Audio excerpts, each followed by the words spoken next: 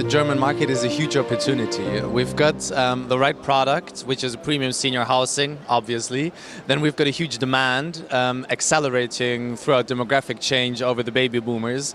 And then we have affordability, so people can actually pay for what they seek. And that is, for me, a huge momentum in the market, because the market structure has been kind of stiff throughout the last decade, and it's ripe for a change and more development. So investors are heartily welcome to Germany. We offer premium living, which is basically living as central service, so just a rental of the apartment, which is unfurnished and ranges at 70 square meters, so a real apartment. And then we offer all the services you can think of, which starts with housekeeping, facility management, a 24-hour concierge service, which kind of guides all the services you need. And then we also have gastronomy on the outlets, so we've got a restaurant, a bar, a cafe, and we have utility spaces like a fitness area, we've got a sauna, maybe a swimming pool, and we do also offer care. So that's also a very important pillar of what we do. Mobile care and daycare is what we have in these compounds. I do have to explain that it is not a nursing home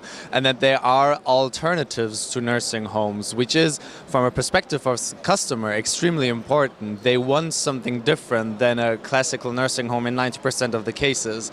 And so it needs explaining, but then if one thinks of how do I want my mom, my dad, or myself to age, it snaps, and then it's really easy to understand, especially if we have, like in SHHA, the European context, and I can just say, look at IRCs in UK, just take a look over there, and then it's explainable. I'm pretty okay on legislature and all the regulations we have, and if you go into premium senior living, you basically don't have this high regulation. Sure, you have to admit certain standards of rent legislation, but that's far lower than what we are used to in stationary care.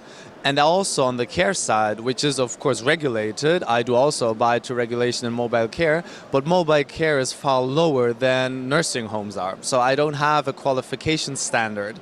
I can easily employ assistant caretakers, which are easier to staff, and that makes it more flexible for me, and I do have more niches for entrepreneurial freedom, which is always important on the operating side. We're looking really confident into the next 5 years. We have 6 more projects which have already been contractually signed and which we will open throughout the next 3 years, and we're aiming at 10 to maybe, if all goes right, 15 new sites within the next 5 years.